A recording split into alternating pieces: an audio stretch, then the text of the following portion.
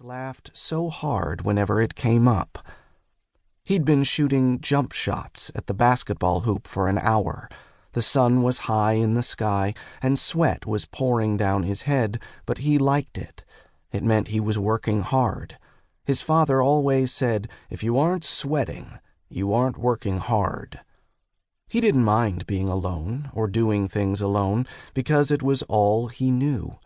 Most of the time, playing was a solo act. Sometimes his parents would join him, but for the most part he was left to it. Independence was the way of the new world, and it was best to become accustomed to the current reality he found himself living in. His father had a small brown recorder for when the vans came. He would blow on the musical instrument, and the sound served as a signal to come running home and hide in the designated spot of the house. For the most part, Brandon happened to be with his parents when the van came, but for the few times he was on his own when a sweep took place, the plan had worked out just fine. Nothing to worry about. Come home, hide, be quiet, and when the van was done with its business, he could go back to whatever he was doing. The sound of the recorder was easy to hear, even if he was a few houses away. There were no other sounds in the world, minus birds and small animals, so the high-pitched warning could be heard quite loudly. Brandon stood at the free-throw line in the backyard of a home that no longer had a family. The previous residents no longer had any use for the makeshift court, or the home, for that matter. Their bodies had been found in the house and placed in the cellar of another home.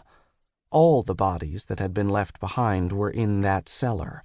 His mother saw to the burial of any children from every house they'd lived in. She was great like that. Brandon hadn't seen many bodies, burials, or cellar visits, as they'd been in the same area for so long, but he could remember a time or two.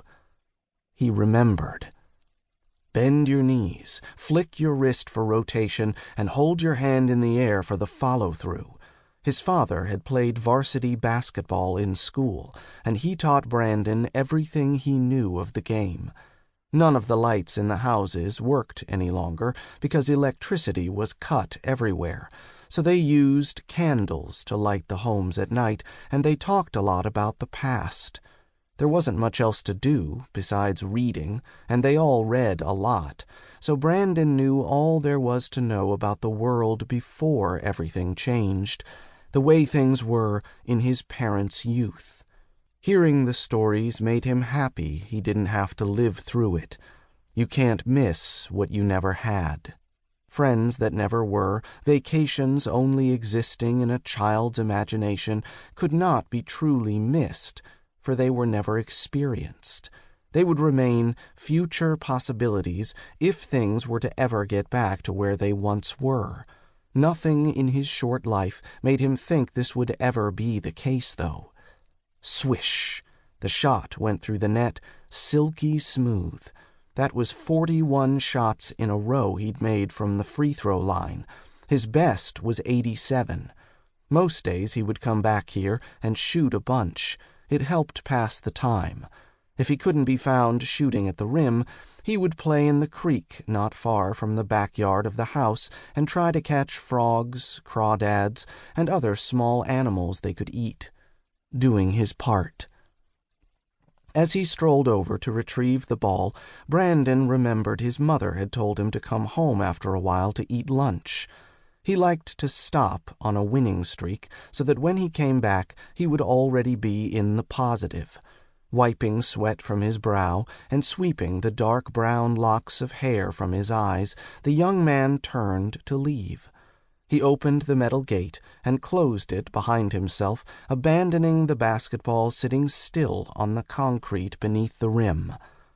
He came running from the side of the neighbor's yard and jumped over the curb, cutting through the yard and high-stepping over the grass and weeds now occupying what was once the best-looking lawn on the street so many years ago.